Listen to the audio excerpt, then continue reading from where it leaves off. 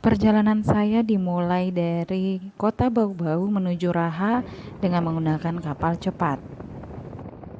Perjalanan kemudian kami lanjutkan dengan menggunakan mobil sekitar 37 menit atau sekitar 25,7 km menuju Desa Tampo. Tak lama kemudian kami langsung disambut dengan upacara tari lenda, di mana ini adalah salah satu adat istiadat suku Muna dalam rangka karya atau penyetan. Karya adalah upacara adat bagi masyarakat Muna yang pertama yang diadakan pada masa pemerintahan Raja Laode Hussein yang bergelar Umpoto Sania terhadap putrinya yang bernama Woode Kamomo Kamba.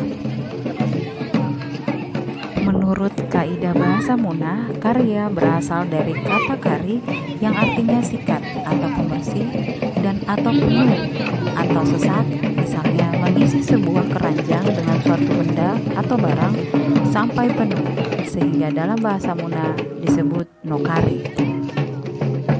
Sebelum akhirnya dikeluarkan dalam suatu acara karya, sang gadis atau kalambe selama 4 hari 4 malam akan ditempatkan dalam sebuah tempat tertutup atau yang disebut dengan sangi atau suah. Untuk menghilangkan rasa stres para gadis atau kalambe dalam tempat tersebut, maka diselingi dengan acara-acara lain seperti rambi rua, rambi pandanga, dan mangaro.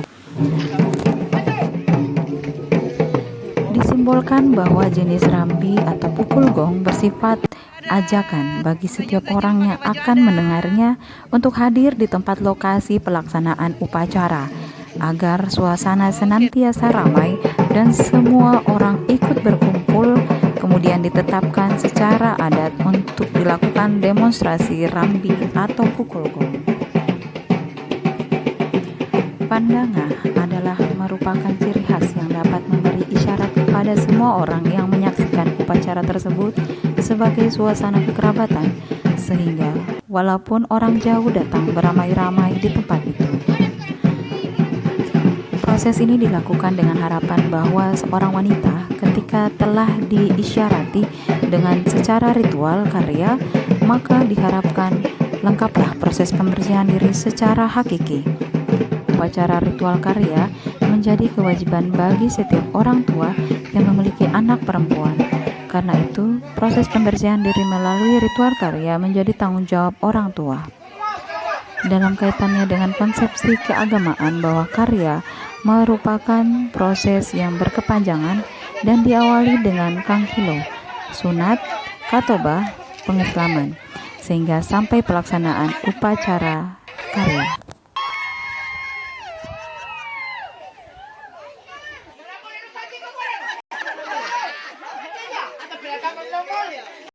Anak-anak akan berebut untuk mengambil uang yang telah ditanam dalam tanah. Di sini, keramaian dan kekeluargaan sangatlah terasa. Acara kemudian dilanjutkan dengan upacara tari linda. Tari linda diciptakan pada masa kekuasaan kerajaan Muna di Pulau Muna pada abad ke-16. Tari linda berasal dari bahasa Muna yang berarti menari sambil berkeliling.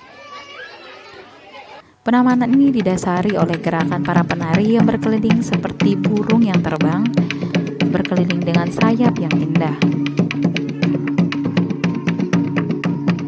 Dalam tari linda, para pemusik hanya menggunakan busana yang bebas rapi. Ini dikarenakan para pemusik tidak hanya memerankan satu tugas, mereka juga mengerjakan hal lain dalam ritual.